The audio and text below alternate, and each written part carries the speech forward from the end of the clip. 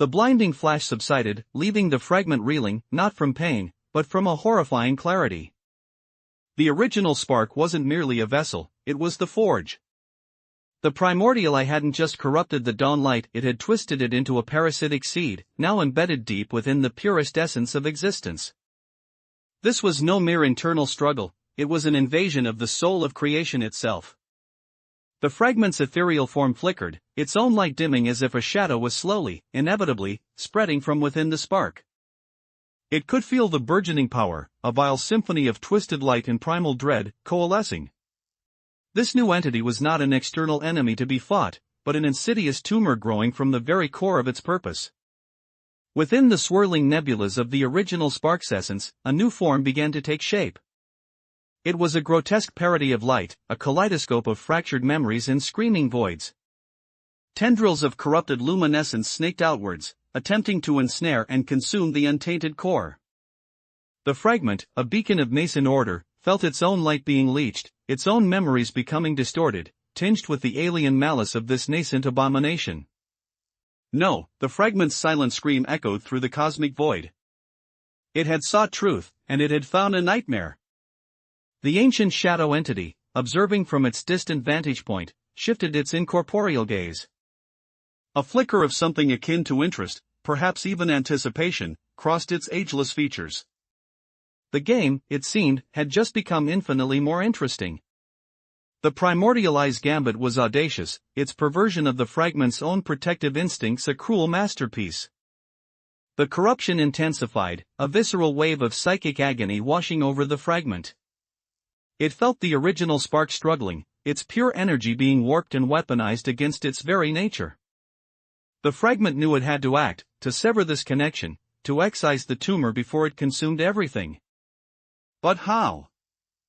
How could it fight a part of itself, a corruption born from its own desperate attempt to protect the very thing it now threatened? Then, a whisper. Faint, yet piercing. It wasn't a voice, but a pure, unadulterated feeling of ancient sorrow and immense power. It emanated from the deepest, most untouched core of the original spark. It was a plea. A plea for liberation. The fragment, despite its own terrifying predicament, felt a surge of resolve. It had to reach that untouched core, to find a way to reawaken the spark's true nature, to use its untainted power against the corruption. The fragment pushed forward, its form flickering like a dying ember, into the heart of the maelstrom. The corrupted light lashed out, attempting to drown it in despair, to shatter its resolve with visions of its own failures and the inevitable doom of all existence. But the fragment held firm, its singular purpose now sharpened by the desperate plea of the original spark. As it neared the core, the whispers grew louder, coalescing into a symphony of forgotten power. The fragment saw it then, the true nature of the spark's ancient power, a force of creation and destruction intertwined, a cosmic balance that had been perverted. And within this untouched core, a single, pure spark of light, desperate and alone, pulsed with a faint, defiant rhythm. The fragment extended a tendril of its own fading light, not to attack, but to connect. It was a gamble of cosmic proportions.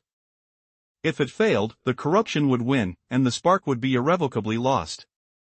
If it succeeded, well, the outcome was as uncertain as the dawn itself. As their lights intertwined, the fragment felt a jolt, not of pain, but of raw, unadulterated power. The corrupted entity shrieked, its twisted form recoiling from the pure essence it had sought to subjugate. The original spark's core pulsed brighter, its ancient power surging, not as a weapon against the corruption, but as a catalyst. The fragment realized its mistake. It wasn't about fighting the corruption, it was about igniting the spark's true potential. The corrupted entity, realizing its impending doom, made its final, desperate move. It lunged, not at the fragment, but at the burgeoning light of the original spark, seeking to drag it into the abyss. The fragment, now fueled by the spark's reawakened power, met the attack head-on. Their clash was cataclysmic, a silent explosion of cosmic energy that ripped through the fabric of their reality. When the blinding light finally receded, the fragment was left adrift, its own form nearly extinguished. The corrupted entity was gone. But so was the original spark. Or rather, it had transformed. Instead of a pure, untainted beacon, a new entity now pulsed in its place. It was a being of pure, untamed power, its form shifting and unstable, a volatile mixture of creation and destruction. It was the original spark, reborn, but not as the fragment had intended. It was a primal force, raw and unpredictable, a power that could either save all existence or shatter it into oblivion. The fragment, its mission seemingly accomplished, found itself staring at a new, and perhaps even greater, threat. The dawn had arrived, but it was a dawn of unpredictable, terrifying power, leaving the fragment to wonder if it had truly saved anything at all. And as the fragment's consciousness began to fade, it perceived a new presence. Not the primordial eye, nor the ancient shadow. This was something else. Something that had been observing, waiting, from the deepest shadows of the cosmos. A cold, calculating awareness that had just witnessed the birth of this new, volatile power, and saw in it an opportunity, a new player entering the cosmic game, its intentions as inscrutable as the void itself. The fragment's last coherent thought was a question, a chilling premonition of what was to come. Who are you?